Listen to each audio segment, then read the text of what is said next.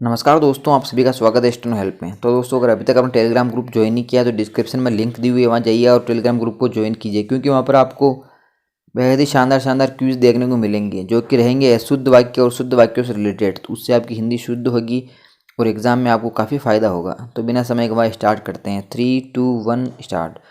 भारतीय दंड संहिता सीरीज के अंतर्गत पिछले आलेख में आत्महत्या का दुष्प्रेरण तथा हत्या के प्रयास के अपराध के संबंध में चर्चा की गई थी।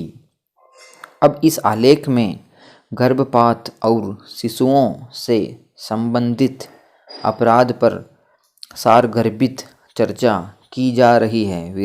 पैरा। भारतीय दंड संहिता 1860 एक अत्यंत विषाद ग्रंथ है। भारत के राज्य द्वारा अपने नागरिकों को किस प्रकार की सुरक्षा दी जाएगी, इसका पूरा उल्लेख इस दंड संहिता के अंतर्गत मिलता है। भारतीय दंड संहिता केवल जीवित व्यक्तियों के ही प्राणों की रक्षा नहीं करती है, अपितु गर्भ में रहने वाले व्यक्तियों की भी प्राणों की रक्षा भारतीय दंड संहिता के अंतर्गत की गई है। शिशु अबोध होता है, उसे समाज तथा प्रकृति का कोई ज्ञान नहीं होता है। एक शिशु ही आगे चलकर एक समाज का निर्माण करता है। राज्य का यह कर्तव्य है कि वे अपने राज्य में जन्म लेने वाले शिशुओं के अधिकारों को संरक्षित करें तथा उन सभी कार्यों को अपराध घोषित करें जिन कार्यों के माध्यम से कहीं न कहीं गर्भ में स्थित नवजात शिशु को क्षति पहुंचाई जा रही है तथा उनके जन्म लेने में कोई रुकावट पैदा की जा रही है। पैरा। भारतीय दंड संहिता में ऐसे अनेक कार्यों को अपराध घोषित किया गया है जिनके माध्यम से गर्भ में स्थित तथा नवजात जन्म लेने वाले शिशुओं के संबंध में क्षति कारित करते हैं। किसी व्यक्ति का जन्म लेना उसका अधिकार है। किसी व्यक्ति को जन्म से नहीं रोका जा सकता।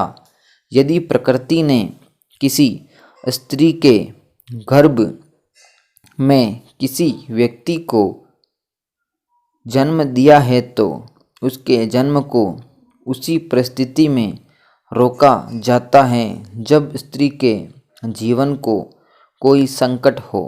पैरा।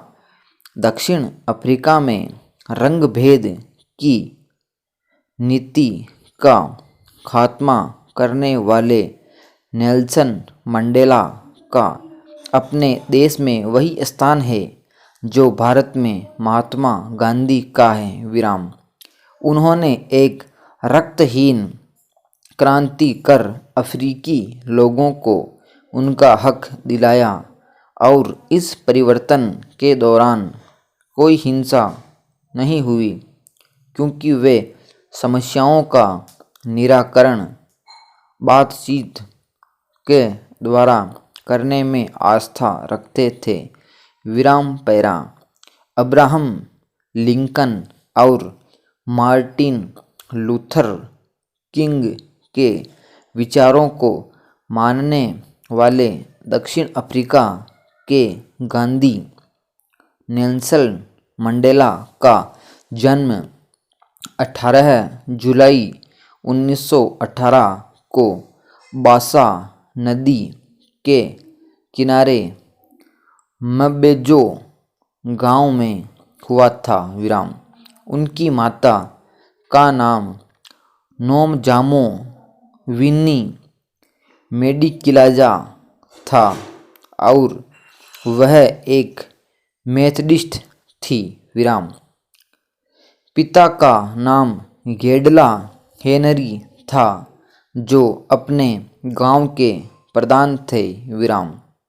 वहाँ गांव के प्रधान के पुत्र को मंडेला कहा जाता था। विराम पैरा।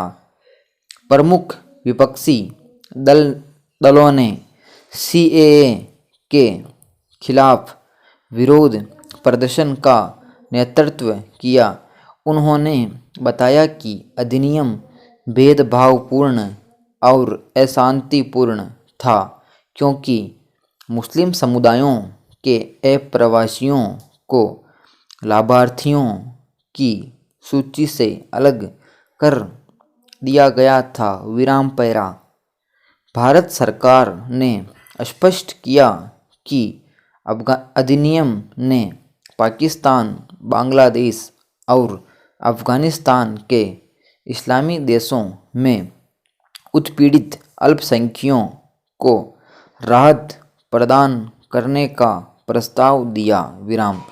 चूँकि मुसलमान वहाँ उत्पीड़ित समुदायों की श्रेणी में नहीं आते, इसलिए अधिनियम उन्हें रक्षित नहीं करता है। विराम पैरा। भारत के पूर्वोत्तर राज्यों में भी व्यापक विरोध प्रदर्शन हुए। विराम। प्रदर्शनकारियों की राय है कि ये अवैध अप्रवासी पूर्वोत्तर राज्यों के आर्थिक, सामाजिक और राजनीतिक ताने बाने को तोड़ेंगे। विराम। वे इन क्षेत्रों में रहने वाले निवासियों के रोजगार के अवसरों के लिए भी खतरा हो सकते हैं।